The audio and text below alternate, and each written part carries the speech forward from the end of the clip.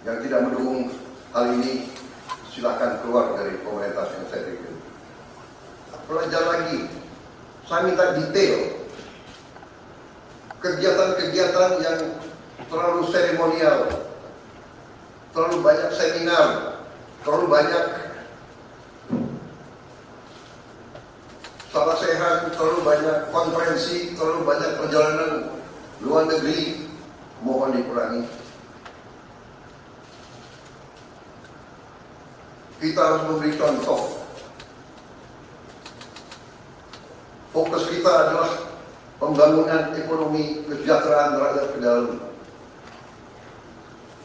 Jangan mengada-ada studi banding belajar pramuka ke negara lain. Ya. Saya minta efisien. Ini saya minta menteri-menteri sekarang, mari kita lebih berani, mari kita lebih tidak ragu-ragu untuk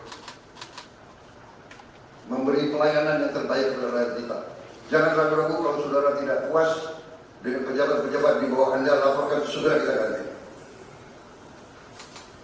Begitu banyak orang yang mau mengabdi. Tidak ada orang di sini yang kebal, yang tidak patuh, tidak bekerja keras untuk bangsa dan negara dan rakyat.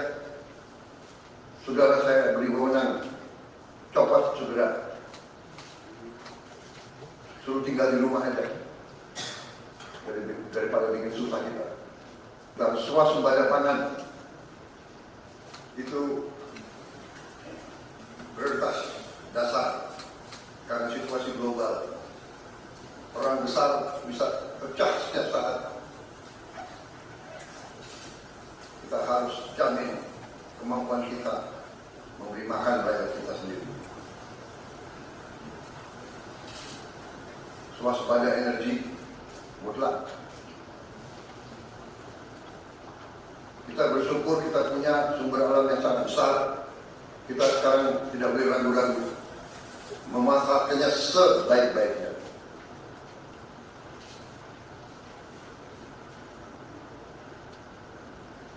Hilirisasi kunci daripada kemakmuran.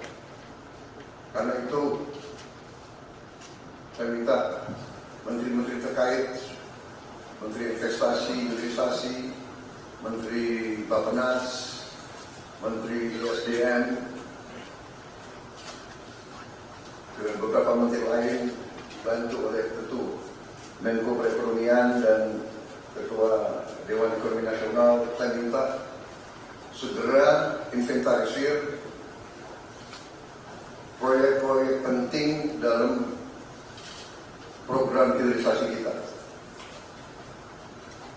26 komoditas, proyek-proyek yang vital dalam 26 komoditas tersebut yang harus dihilirisasi segera dirumuskan, bikin daftar, dan kita segera untuk mencari dana sehingga kita bisa mulai hilirisasi dalam waktu yang sesingkat-singkatnya.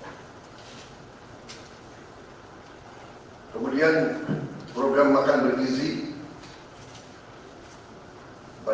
Kepala Badan Gizi Nasional dan semua KL untuk siapkan, segera kita mulai dengan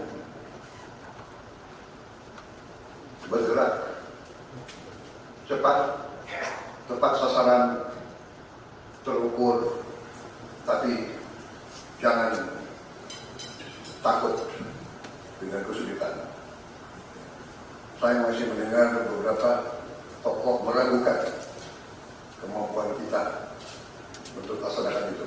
Saya tidak katakan bahwa ini bisa selesai dalam 1 minggu, 2 minggu, atau 3 bulan. Tidak ada di antara kita yang punya tongkat Nabi Sulaiman. Tapi kita bisa berhitung, kita bisa mengelola, kita bisa alokasi dana, kita bisa kerahkan sumber daya. Dan kita akan mencapai target yang kita tentukan. Saya hakul yakin, saya pertaruhkan kepimpinan saya. Bagi saya, makan bergizi untuk anak-anak dan ibu hamil ini adalah strategik. Yang tidak mendukung hal ini, silakan keluar dari komunitas yang saya pimpin. Kita satu tim, harus yakin semuanya. Ini bagian daripada rencana kebangkitan bangsa Indonesia.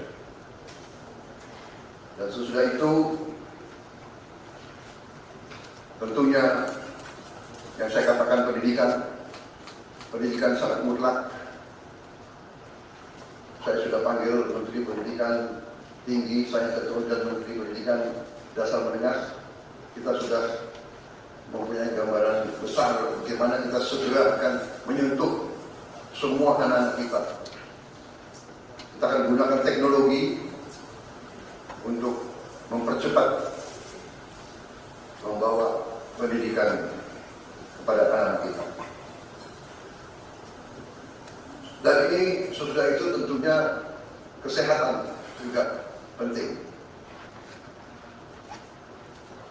Demokratisasi yang paling cepat, yang paling dirasakan oleh rakyat adalah pendidikan dan kesehatan. Kalau kita bisa memberi pendidikan yang terbaik untuk anak-anak kita, kesehatan yang memadai untuk seluruh rakyat kita, itu adalah demokrasi yang sebenarnya. Menteri Kesehatan teruskan reformasi kesehatan, atasi kekurangan dokter dan tenaga kesehatan. Kita punya program khusus, nanti kita bahas itu sendiri. Ini semua harus ditopang oleh pertahanan yang kuat, penegakan hukum yang tidak ragu-ragu. Saya minta Jaksa Agung, Kapolri, BPKP, Badan Intelijen Negara fokus. Ancaman yang berat bagi kita, judi online, narkoba, penyelundupan, penyelewengan, korupsi, kebocoran.